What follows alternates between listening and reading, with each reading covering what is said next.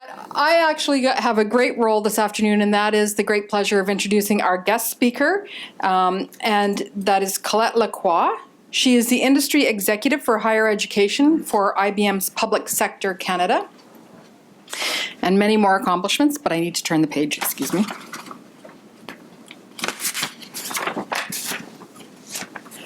Her role as the industry lead for colleges and universities is to assist in setting the IBM strategic direction to support higher education institutions in Canada. So her work focuses very much on the education sector, and I think brings some unique insights as a consequence of that.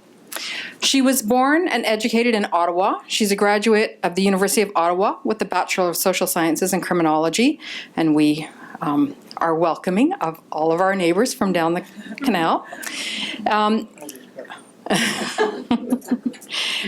For over 20 years ago, she joined IBM as the Solution Manager for Business Intelligence for IBM Canada. She's worked with higher education, research, and healthcare organizations in Canada, and her role has been in business development and the creation of strategic collaborations. In 2014, Colette participated in a Harvard University program and was certified as an IBM Global Thought Leader for Education and Executive Client Management. Today, Colette is seeking new challenges with IBM to continue supporting higher education and the development of skills around analytics, cognitive, and cloud computing. So we're so happy to have Colette with us today, as she has a wealth of knowledge and experience to share with us. So please join me in welcoming Colette. I can give you a bit of a background of how long I've been working with Carleton University. When I started my role in higher ed, Carleton was given to me as an account. And nobody had ever worked with Carleton. Actually, nobody had ever visited Carleton before I came to the team. And I said to IBM, I said, this is ridiculous. This is an amazing, amazing university that we should be doing things with. I had a long-standing relationship with Ottawa U, being a graduate, but I said, let's do something with Carleton. So I spent a lot of time working on understanding the value system, but also understanding how we could pair things up. And as a result, we were able to create some amazing partnership with Carleton. We started with the engineering and architecture. We created a first virtual lab on the ability of creating and designing, but not only doing that, but we had our researchers come in to work with Carleton. We donated a couple $1 million worth of technology. My role is also considered as a chief begging officer for IBM. So I asked for money from IBM to come and invest in universities. So we've had a long history of, well, not long, but since I've been involved with working with Carleton, and we've had many, many great milestones together. So I thank you for asking me. I feel very honored, and you're pretty special in my heart. So one of the things I wanted to talk about today, and unfortunately or fortunately, I'm a little bit opinionated, as Canary said yesterday. I do have some strong opinions around where the industry is going and where I believe together as Canadians we need to march towards so that we can retain the bright lights here in Canada, drive an agenda around skills, and also because it's very simple. It's not about me, but it's about the next generations that are coming through. And I want to make sure that they have meaningful jobs in Canada. And when I compete not against other universities across Canada, but I compete on a global basis. So I try to steal as much as I possibly can from the opportunities out of the US and bring them here to Canada. So I wear my Canadian flag very, very proudly. So I'm going to talk about a couple of things that I've seen, but also that it seems IBM is resonating around the world when it comes to education. We have had a long history of working together. IBM has invested and believes that education is pivotal to the aspects of everything to do with economic development, and it is our strategic enabler, because without the right skills, we can't do what we need to do. So it is part of our DNA. So The agenda today is, I had to think about it, and what did I really want to talk about that I've picked across Canada, but also what we're talking about as a company. So skills. I mean, skills are the number one topic in every aspect of what we're doing as a company, as our customers, and in the academic world. So we are on this transformation journey, and you might have heard that we are changing the way we do things at IBM. We're incorporating AI, we're incorporating cloud. So to do that as a company, we need to transform our workforce. But in doing so, we're really doing a lot of thinking around what do we need as a corporation, how do we work with educational institution, and how do we work with government. I've created a box folder. We have a large amount of publications that we've made available to Carleton to share. Also, I want to talk about the 3 elements of education that can transform students' and educators' experience. And I'm going to spend most of my time today talking about those 3 elements. I've prepared a 60-page deck, but we're not going to go through all of it. I'd like to show you some of the demonstrations that we've built. I'd also like to talk about personalizing through data strategy and cognitive campus, which is one of the key elements that we're going to talk about. But I'm going to spend a lot of time on cognitive, because cognitive seems to be the disruptor, but also something that academia is really gravitating well towards. I'll talk about new engaging ways of how to provide credentials, and also the role of credentialing in the world that we live in. And this is a IBM, but our customer's point of view. And then I'll talk about a new skills platform that I brought into Canada that I'm particularly happy with, but there are other pieces around it that are enabling through academia to do things on addressing the skills gap that we see in our world. Does that sound good? Okay, good. And please stop me at any time. We can dive deep, or we can just go straight through. So Ginni Rometty is a pretty amazing communicator, and she speaks from the heart, which is something that is a wonderful thing for all of us, because she really puts values first and makes sure that we execute on what is important, and people are important. So Rometty said, companies have to change the way they hire, or the skills gap will become a crisis. This was said 2 years ago. She was at Think this year, and she says, it is not going to be a crisis. It is a crisis. Skills gap exists. It is a crisis, and we need to figure out how to do that, how to address it, and how to fulfill it. So these are the white papers. This one's the older one. This one is a 2016, and then we published a Canadian one in 2017, and then we just published another one actually in the last month, and it's around talent management. This one talked about, it was the first stab at how, and it's part of our IBM Institute for Business Values. So we spend $6 billion in R&D a year. Out of the $6 billion, we pay people to really think about how we as an entity can impact socially, but also how do we address the skills that we need, because we have highlighted in our strategy that innovation comes from people. And how do we recruit the brightest, retain the brightest, but also evolve our workforce to change the world? So this study looked at government, universities and colleges, and industry. And we did, I think it was 2,500 in this particular study. What it said is that we're not meeting the demands of students. 51% were saying that we're not addressing the needs of the students within the academic institution. We're also not meeting the demands of industry. There's a gap. Industry sometimes doesn't understand what academia can bring to the table, and then they have to reinvest in programs so that they can bring them into their organization and get them up and running. For IBM, our ROI is 5 years. I require 5 years with a student once I recruit them and bring them on to get my return on ROI. We are the average. Banks are better. They do it within a year. And that was published in the Conference Board of Canada. So there's a lot of data associated to that. Meeting the demands of society, 53%. Now remember, this was an older report.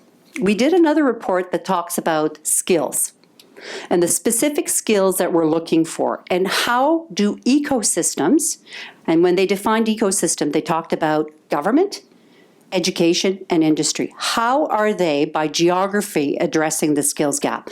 And the premise to start off with is that we saw a skill gap in the programs and the solutions that we were trying to bring to customers, which is cloud, right, which is totally new, AI, augmented intelligence or cognitive, security, cybersecurity, which was another area of tremendous focus for us, and data. Data being at the core of all of this, because the skill sets around data and the ability of using a multitude of facets of data, right? Because data is not only structured data now, but it's everywhere. So how do we address and retaining the skill sets and train them? What the report said, there is a formidable responsibility between government, industry, and academia. That's where it lies. There has to be ecosystems. Canada was cited twice as the fact that we built ecosystems with industry, government, and education. And the stock market was mentioned, that they had built these very unique application to address the skills gap. So it was really interesting that we were named. And actually, it really builds well to the fact that our value system that we have as a country is really collaborative. We like to work with people, and we don't see ourselves as the biggest fish in the pond. We believe that we have something to contribute, and I do believe that our students that are coming out of our great institutions have the same mental value. And last, education institutions are not funded to adapt to the changed needs of industry.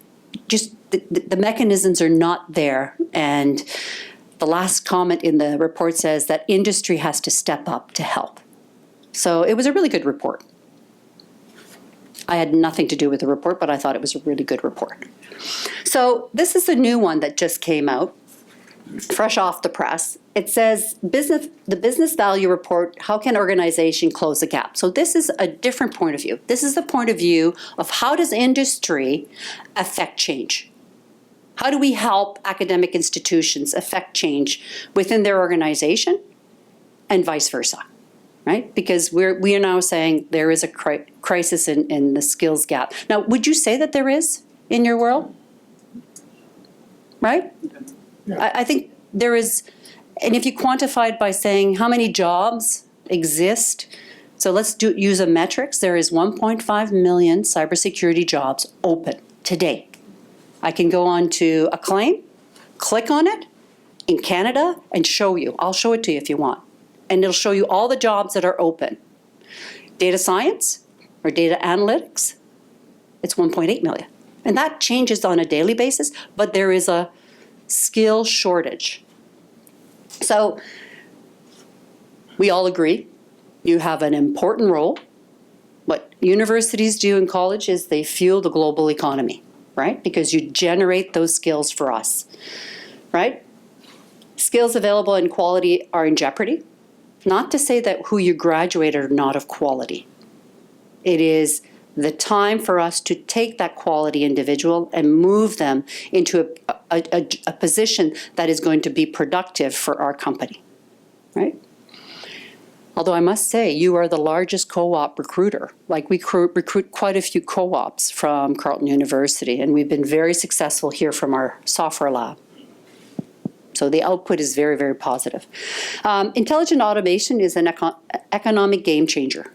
And that's typically machine learning and AI. We're seeing a lot of transformation in this area. Organization culture are shifting, and lifelong learning is a must.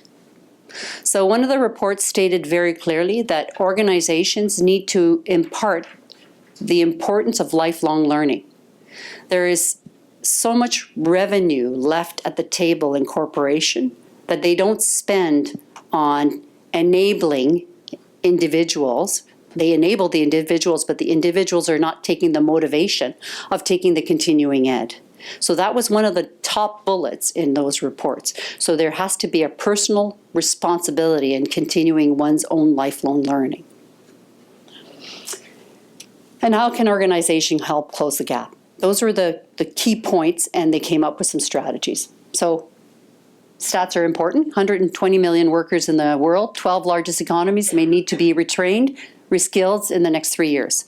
One of the stats was that when we at IBM learn a new program, it used to take about 3 hours to get myself up to speed. It is now a 36-hour process. So it's taking longer because it's more complex. Talent is critical to CEOs. They say that that's the number one investment. What a great opportunity for universities, right, for continuing ed. Hiring and training are no longer the only answers. The time it takes to close the skills gap requires 10 times more time. So I guess I'm not saying anything that anybody doesn't know in this room. So you're already in that. But this one report I wanted to take, because in the 2016 report, Facing the Storm versus the 2016 said, STEM is number one, deep skills is number two. Well, this year we came back with the report. Interestingly, professional skills and soft skills have become number one. Number one. Which actually surprised me, because I thought we were doing it.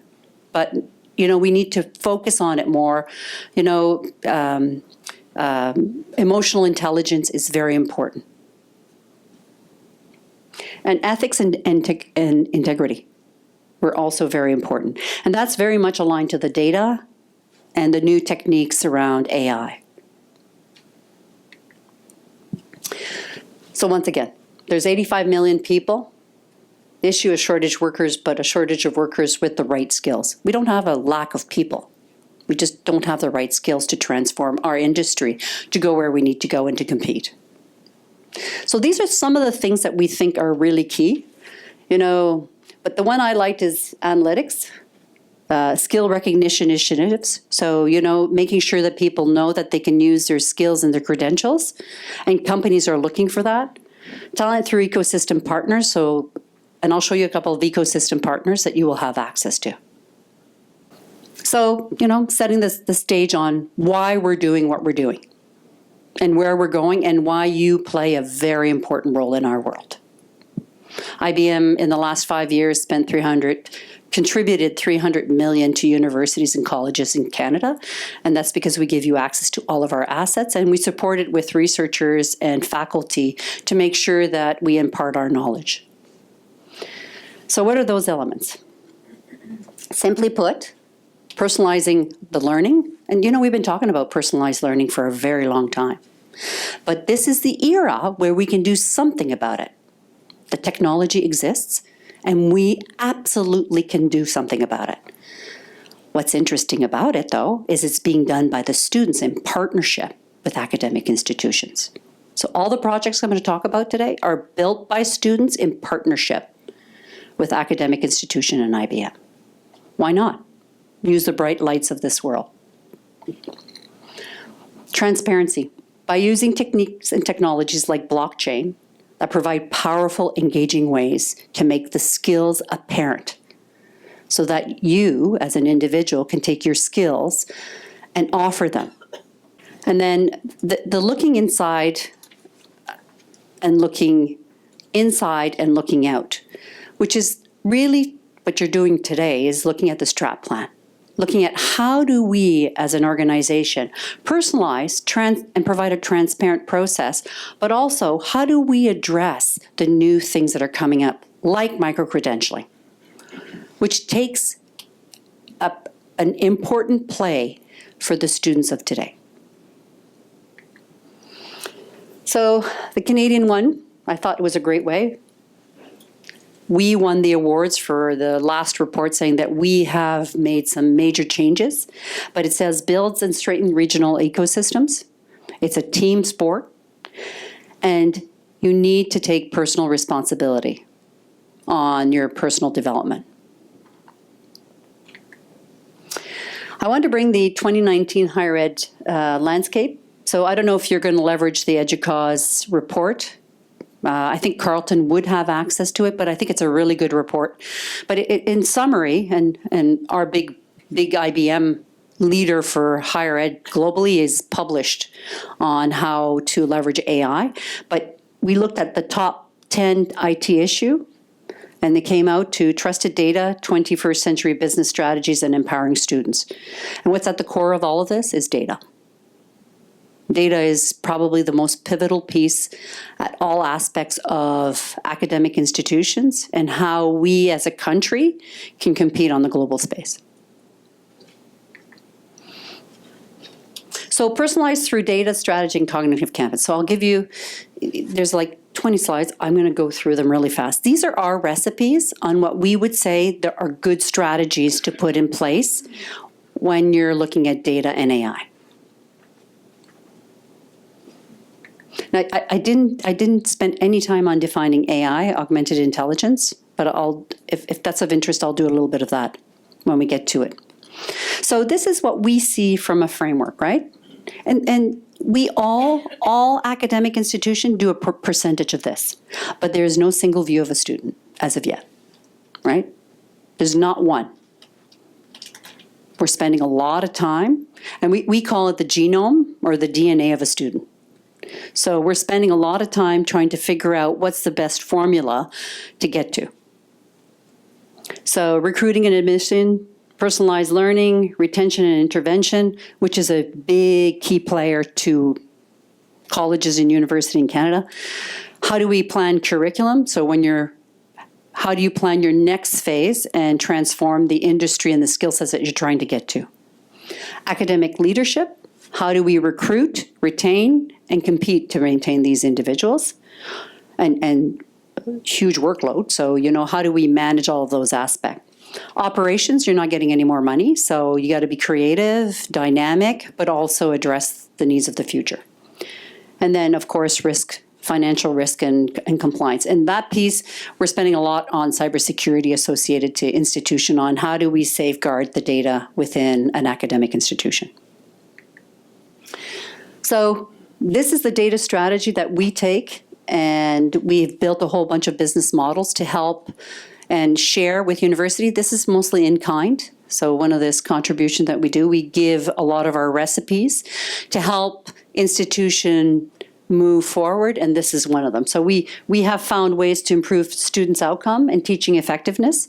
We're actually working on a project with Dr. John Omura at Algonquin College, and we're looking at the murky middle.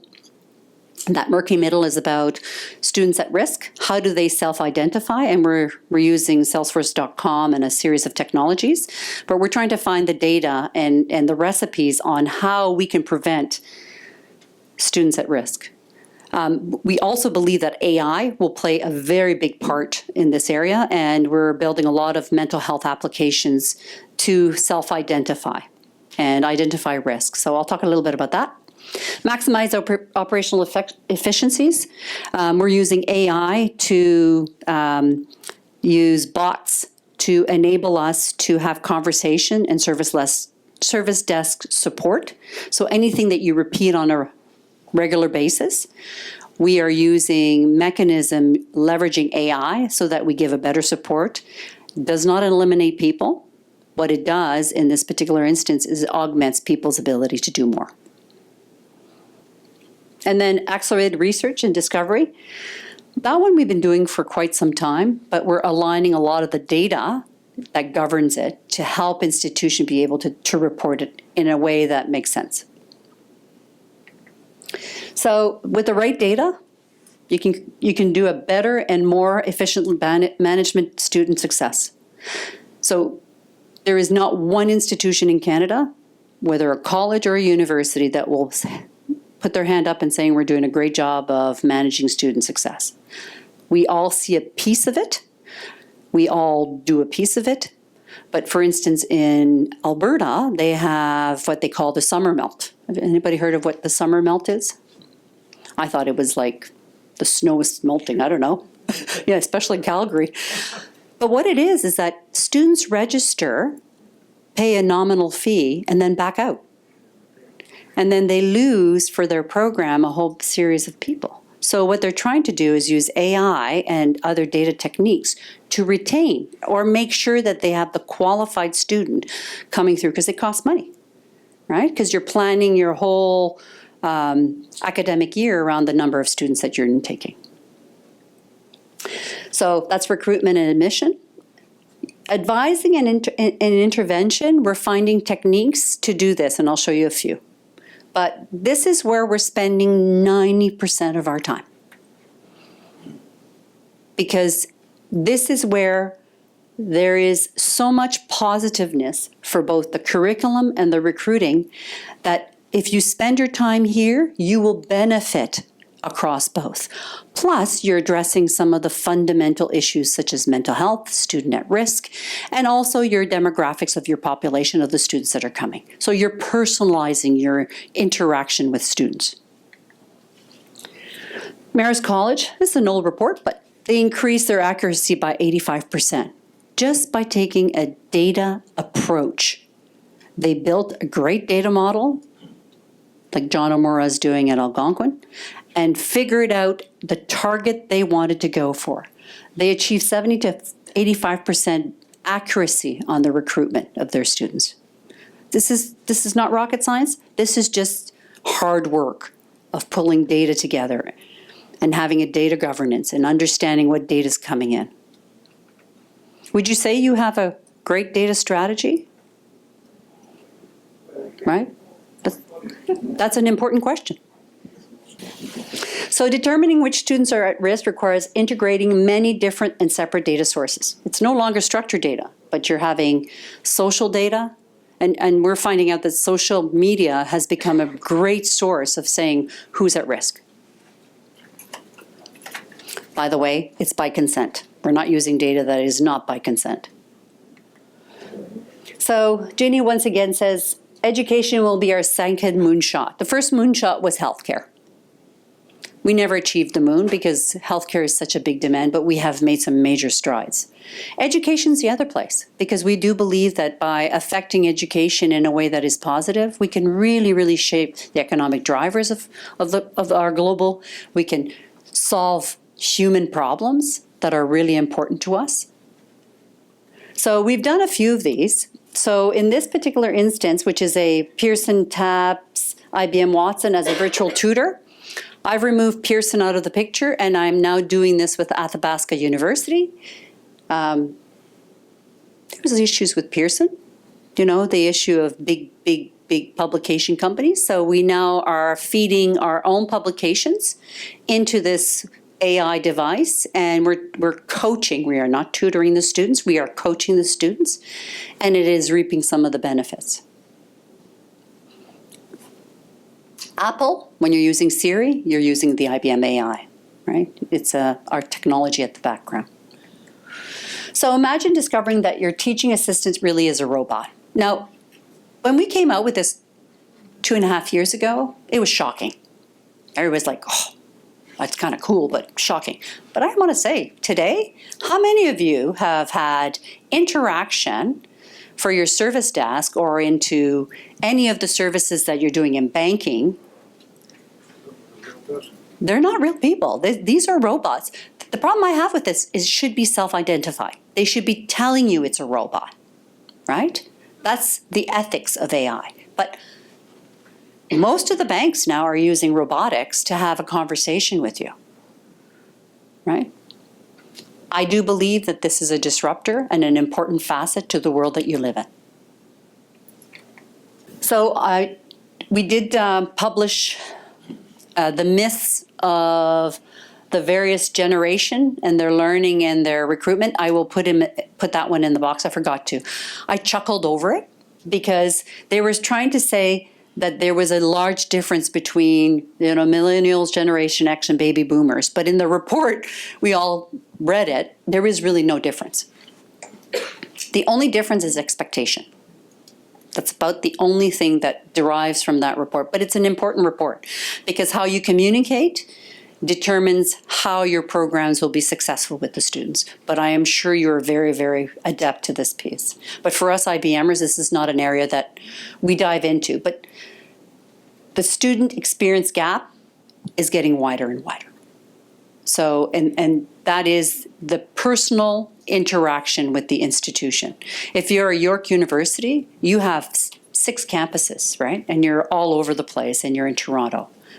If you're at U of T, you've got so many places to go, right? So it's not an easy environment. It's a small city by itself. And we do believe the student experience needs to be amplified at every institution. Easy for me to say, because I don't live and breathe and run academic institution, but I have some ideas. Data strategy. So these are the 5 steps and Rometts to cognitive. So if you're going to leave this room, leave with one comment. To do AI, you need IA. Can you repeat that with me? To do AI, you need IA. So to do artificial intelligence, you need an information architecture. You can't do one without the other. That, to me, is the most important thing that you leave today with. You need an information architecture.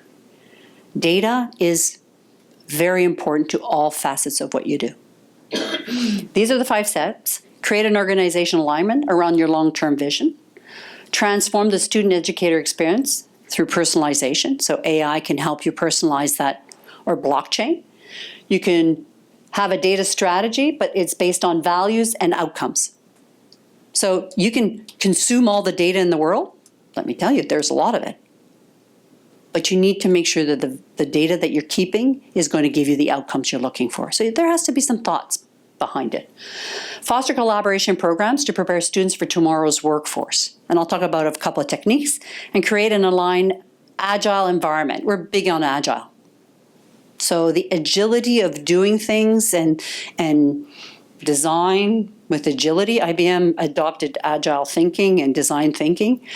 We're an engineering company, right? It was not an easy way to do things, but it has reaped such benefit because we think of it as a customer, as a persona. So it really has changed. And I know Rafiq has been a big supporter and has done a series of these projects at Carleton. I'm leaving that with you. I don't want to get into it, but these are the steps to look at. So things to consider. AI. So for us at IBM, it is not considered artificial intelligence. It's considered augmented intelligence. And the reason why we defined it as such is we are not replacing people. We are augmenting people's ability to make decisions. It's very important because that defines the whole interaction and the reason and purpose on why you would capture data and feed a natural language processing environment, an NLP, which is a big brain that reads millions and millions of pages a day, that you have to teach on a regular basis because it doesn't know. It has to be taught right and wrong. Our Watson, we call it Watson, went to School of Medicine and graduated, right? So it is a technology that is being used. It is a technology that really was applied in healthcare first. We did try to solve cancer and giving physicians the tools to do the right triaging and treatment. We have succeeded in some of the areas, but now we're looking at it in more simple approaches. That is more around the personalization of the interaction with individuals. So language, it translates language. It does speech to text, so you can talk to it and it converts it. So we need it in chatbots so that it knows that you're talking to it and understands. But it also puts some tone to it, understanding, oh, you're being sarcastic. So it has a whole bunch of APIs that gives you this interaction. Personality Insight tells you, insurances use it quite substantially to say, okay, you are very focused on the environment. So we're not going to propose you any products that won't do that, or a financial advisor. We will even look at how a financial advisor is well matched with a client, right? Is that too much information? I actually would like people to treat me with the interests that I have. But where we're seeing it in education. These are the places that we're seeing it. So we're tagging better browse of curation. So lots of data. And in research, this is working out extremely well. We can curate all the data that you have. In healthcare, we're using that to say which publications are of more success in the treatment that they're giving. We get insight of course feedback. So when a course is going well or not, we get the feedback. And that was the Pearson analogy. That is where we're using it. So we're giving it course content and publication, and then testing the student to make sure they understood what was there. Their preference. So I'll talk about UB. York University launched the first student advisor. It's going in production end of this year.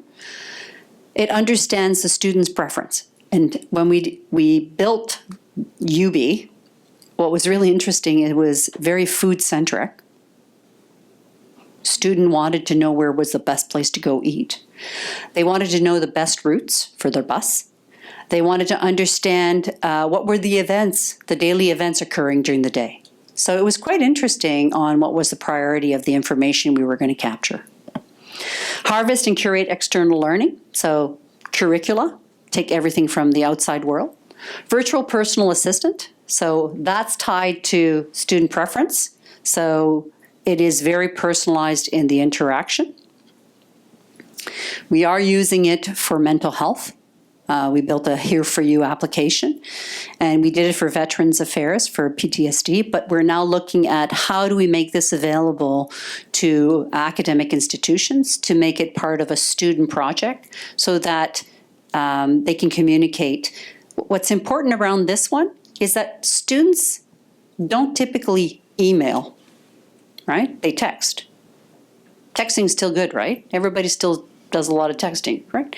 So mental health counselors don't have the ability of using texting as part of their offering. So we found a way to enable students to have that communication. But also it highlights the risk in the communication through Tone Analyzer. Improve recommendation, road mapping, and improve simulation design. So these two we haven't done much, but it's around instructional design.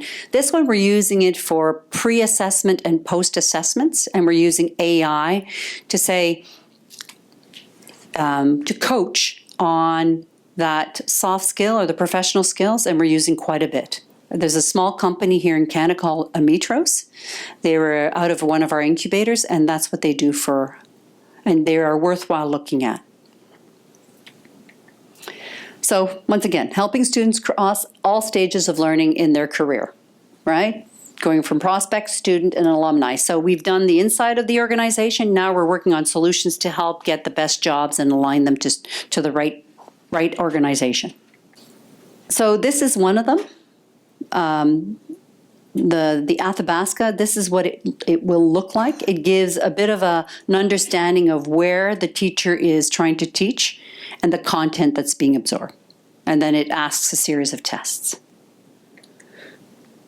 This is where we're using it in automation, where service desks, so IT service desks are quite substantially adopting this technology, AI, into the service of when you have to have an IT service ticket. It produces the ticket, tells you where to go, gives you all the pieces that you need to look at, and it is driving tremendous outcomes.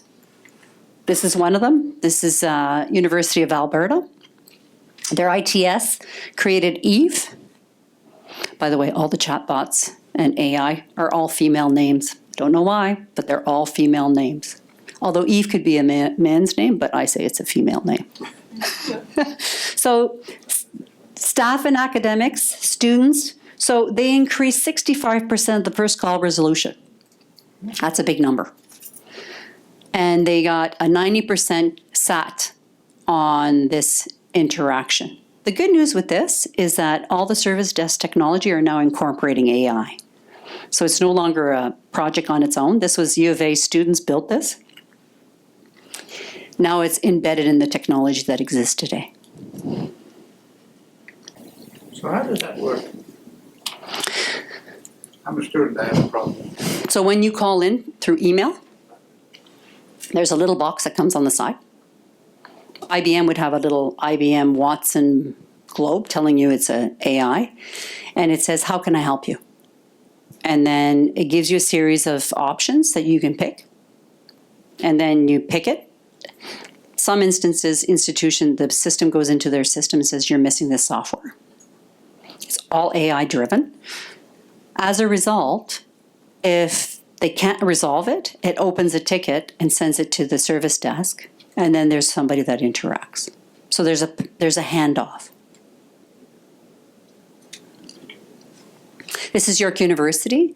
This is UB. And it's really rudimentary, but it is working extremely well. It was vetted by 300 students, and we're now launching it as a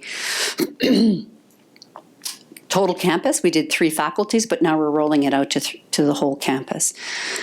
IBM's taken a different approach. We are creating what we call a factory. They are going to be able to resell this asset based on their skill sets and understanding of what AI for student advising. So in the near future, York University will have their own application that all universities and colleges can negotiate with them to use.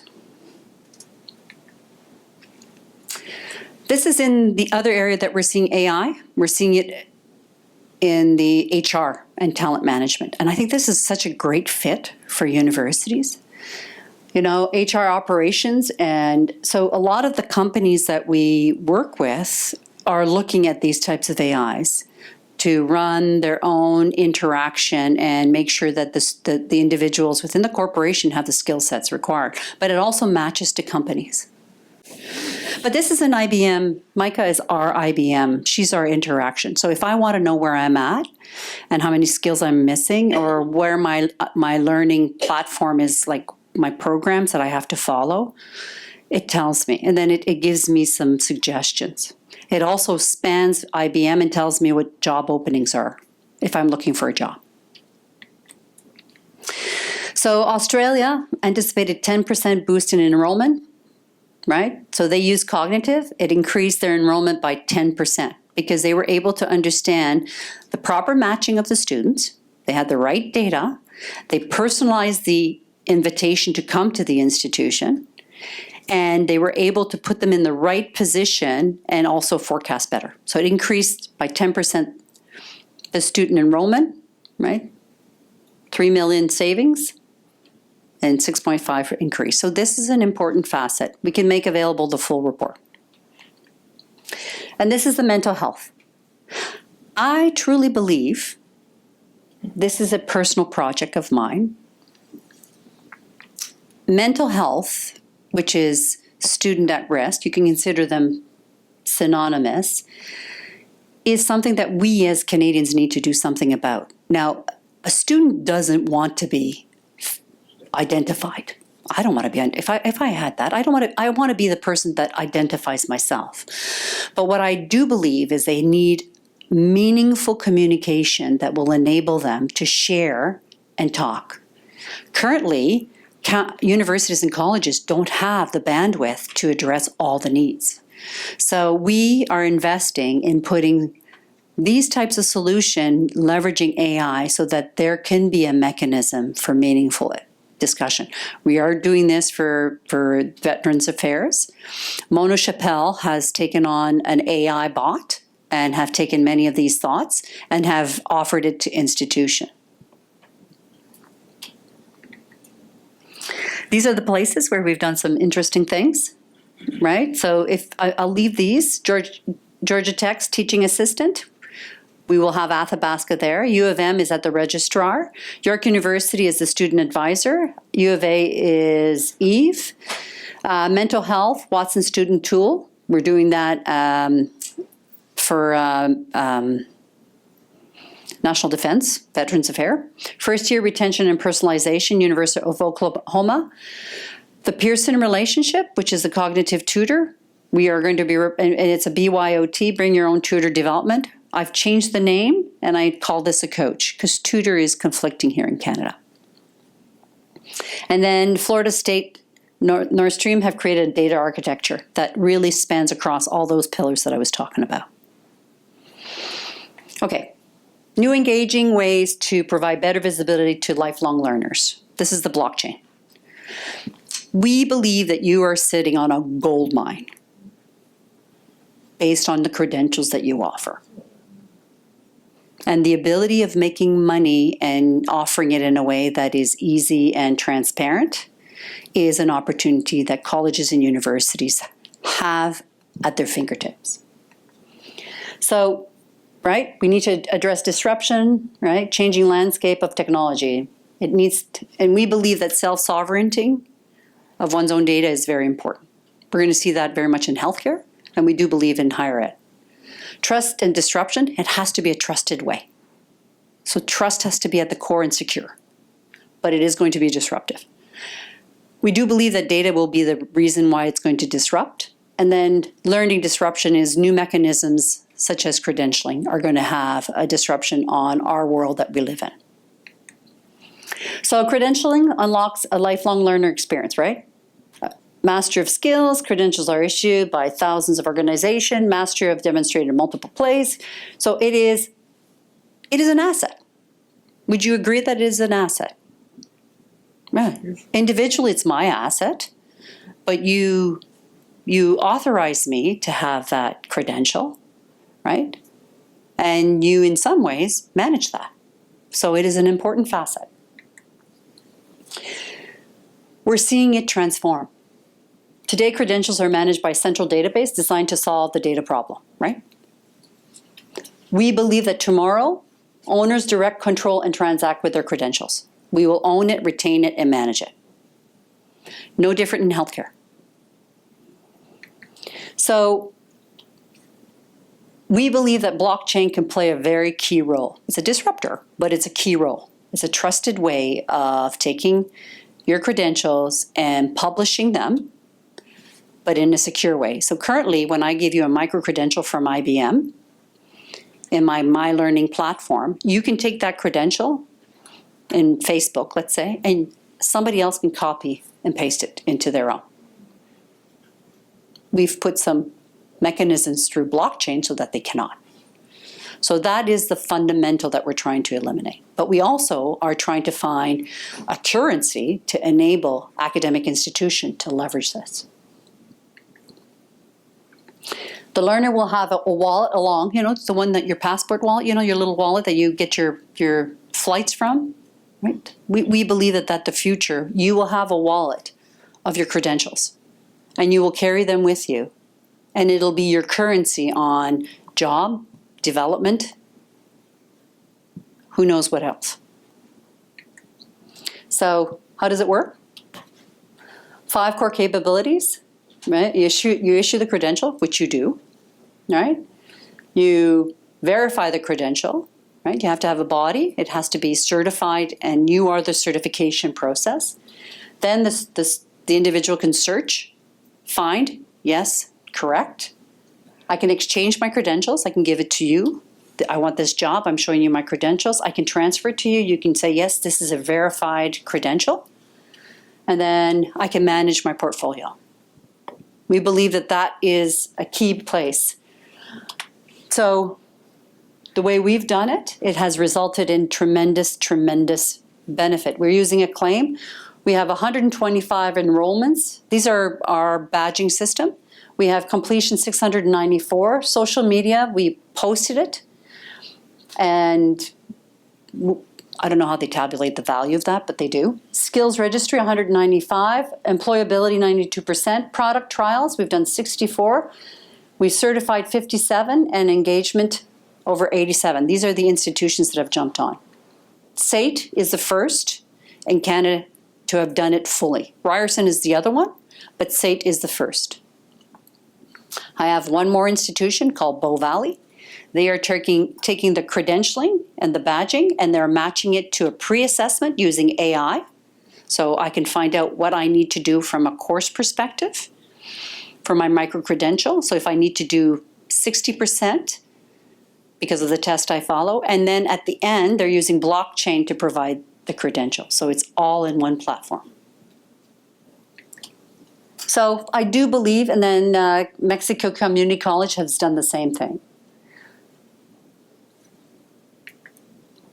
Credentialing blockchain empowers learners to realize their aspiration. This is the we believe is the process mapping for a university or a college. Food for thought. New skills platform and credentialing. So that's that's really near and dear to my heart. Because I do believe that this is an innovative way for universities and colleges to make money, but also change the world. We believe that there is a skills gap. We talked about that. But we do believe that advancing education is an economic driver. So we're putting money behind this to make sure that we're creating a global platform to support credentialing and skills. And the reason why is we want to recruit the brightest and best. I have picked the business model because I brought it into Canada, and we're running it through academic institutions. We're not running this independently, we're running it through academic institution. We believe that that will address what we call the new collar. Now, I don't know if you heard the new collar term, but we coined it. Ginni Rometty was the first person to say, we are no longer looking at blue collar, white collar, but we are looking at new collar. People are creating new jobs every day. So, my learning journey. Created this platform. It's run here in Canada, and it basically is focused on an online and in-class program based on academic institution. And what we train is career-based training that enables individuals to get the deep skills that we're looking for and our customers are looking for jobs. It came out of Africa, and I borrowed it, and we've been very successful here in Canada. It has content aligned, so the data science program that we created together, and Carleton has been a formidable data science provider. They were the first in Canada to do a cross-discipline. It's well known, it's well recognized. The content and currency of that content that we've co-collaborated, we make it available, right? So it's well received within an academic institution. We follow a methodology which is accepted and revered by institution because it's derived from institution. And then at the end, the student gets a job.